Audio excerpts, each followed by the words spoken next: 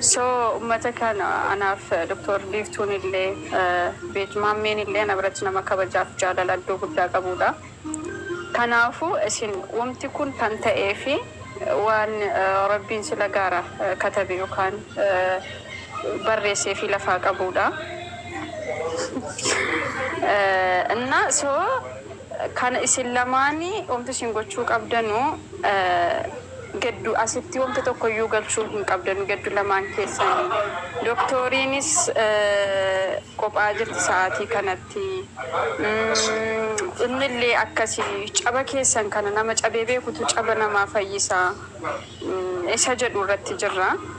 So isin lamaan waan jiru waliin mari'attanii waan kana osoo irratti yaaddanii mana keessan dhugaa gad dhaabbattanii hoon jedheeni itti aareen ture maammee fi qorataatti aareen ture akka ijoollee keenyaatti mataanu nyaatanii shamarra akkasitti gadi nu dhaabuu didanii bakka nama lama ta'anii shamarra tokko bakka tokko bulchuu dadhabdanii jedhee miira keessa galee aareen ture amma gisee maammeen immoo ibsa tokko naaf kennu xiqqoo tasgabbaa'ee amma jara lamaan immoo osoo walitti dammaramanii isa jedhu yaadana keessa jirudha. Yaada isaanii waan isaan jaanirra fudhannaan nuti adeemsa isaanii ilaallee waan isaan jaanirratti akka isaan jaanirratti jalanna waan isaan jaalatan nuti ni jaalanna waan abbaan fadheegaa jala deemnee dirqama jaalachuu. Waa sitti mun fadaa.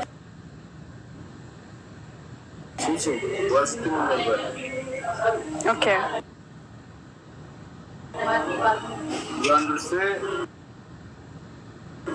Jaalala jechuun dirqama nama jaallatu sana hammattee dhaquu yookaan nama jaallatu jechuun yookaan jaallatu wajjin jiraachuu miti.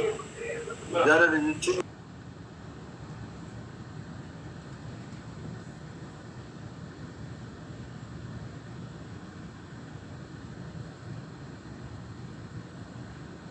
waggaa kunuunsee hin danda'a.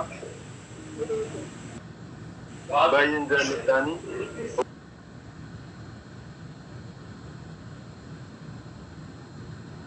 obboleessa immoo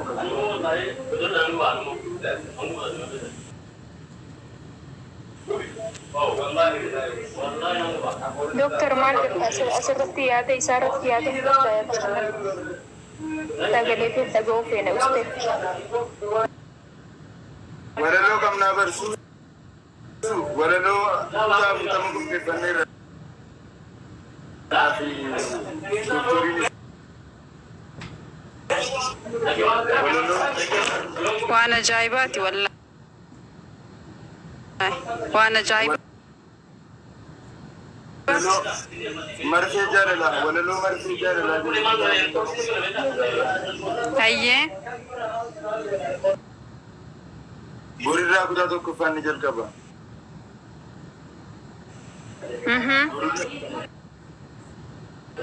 Kutaa tokkoffaan ni jalqaba.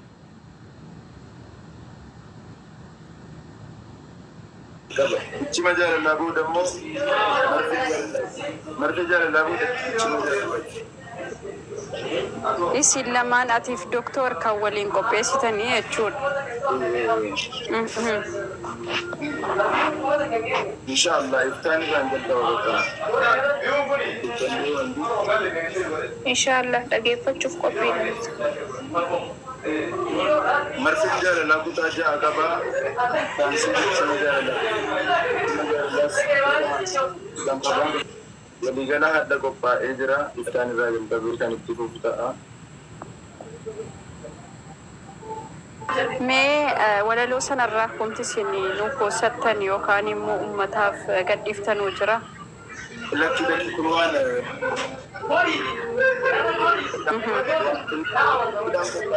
karooraan gaggeeffamuuf. Malee haga ammaatti wanti amma marti wanti qophaa'e wanti jara jira. Okay, isin keessumaan hojjetaa jirtan jechuudha waan hojjettan.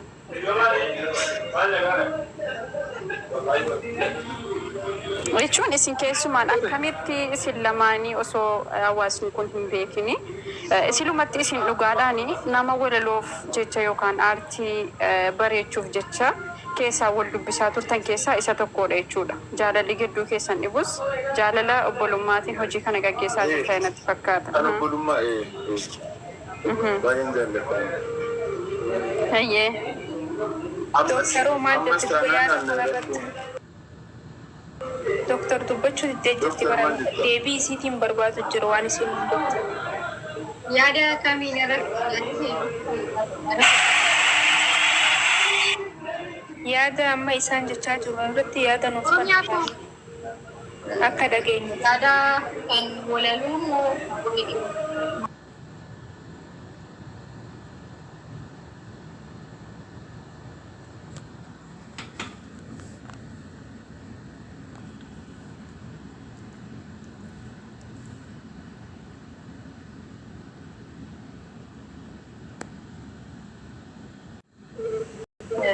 nama farratti immoo dhimmicha walalootu bil qabate akki nuti torbaan kanatti haasaa ture inni biqiltuun wayyaa dalaganii walaloo jechaatiin turre jechuun dubbichi sun nuuf hin taane waan ta'eef gara kan gootitti jijjiiree nutis akkuma isaan walaloo qopheeffatanii qaban walaloo maammee wajjin qopheessinee yeroo qabna walalicha kana ammoo kutaadhaan hawaasa keenya biraan ga'uuf qophiidha.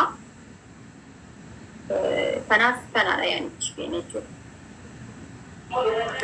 Okay, isin amma atii fi maammeeni nuti kanaan dura wanti nuti quba qabnu tokko hin jiru yookaan hawaasni kun quba hin qabu akka isin walala walii wajjin walaleessitan tarii amma 40 meeqaffaa qabannee isiniif dhiyaataa jirra jedhee kanaan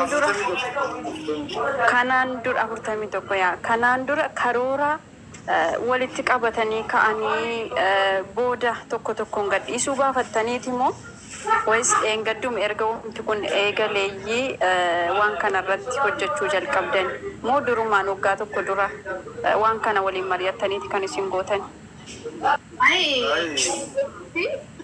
Isaan lamaanii qorataa fi biqiltuun wajjin hojjechuu nan beekaa garuu anis maammeen hojii hojjenne jennee yaalaa turre garuu dandeettiin hamma isaatti hin qabu.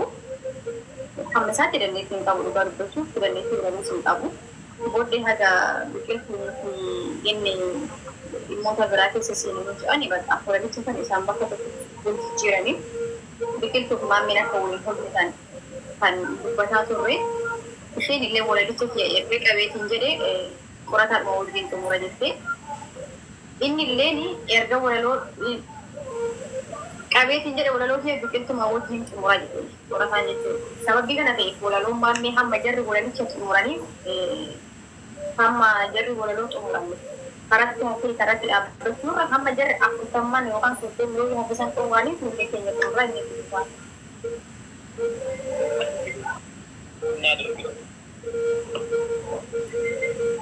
Guys, gamanumaanuu walaloon marfee jaalalaa naa fi dooktoriin irratti wal dubbannee kutaa tokkoffaa hanga 20 kan jiru marfeen jaalalaa ittaansee ichima jaalalaa ammoo kutaa 20 irraa hanga 40tti kan jiru ta'a. Sana ammoo torbaaniin dooktoriin sagalee sii kiilolee kanaa fi fuula sii jedhee maashoo makkaa fakkaatu kan isinitti gabbaanu ta'a. Hanga suuraan dhugaa isin jenna.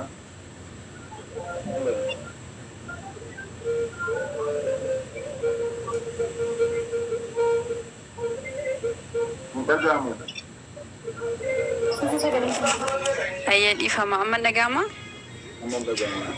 Gaaffii kiyyaaf deebii argadheen jira.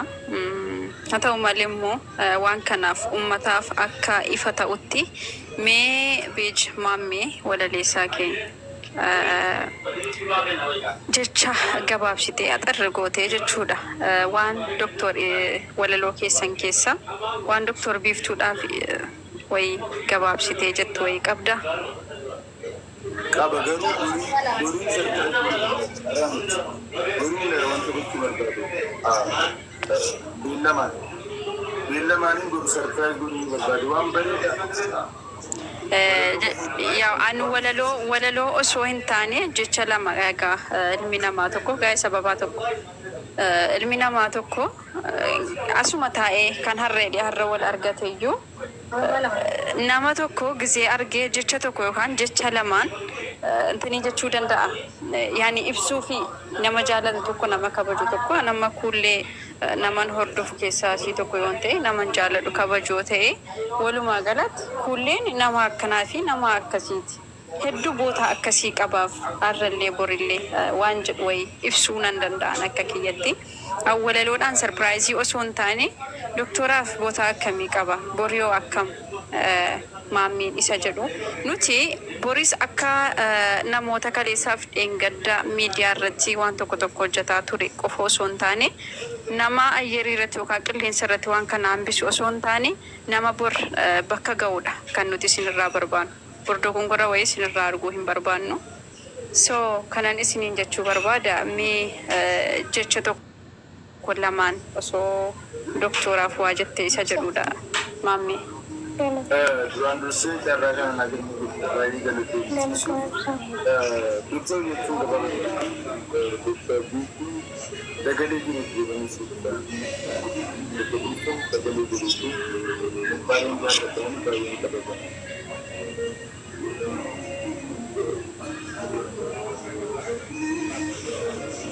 Maal jette maammee?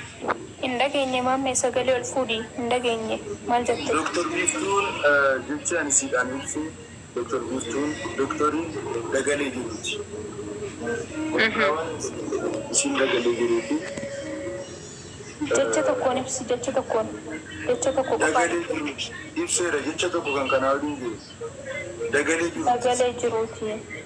Sirba qamarsan fuullee kuulanii sirbi qamarisiidhaaf bahe kan rikoorsitaniin qabu dagalee jiruutiya ogeetti lakkootiya ani yoo sirbi hedduusan qamarisiidhaaf baasee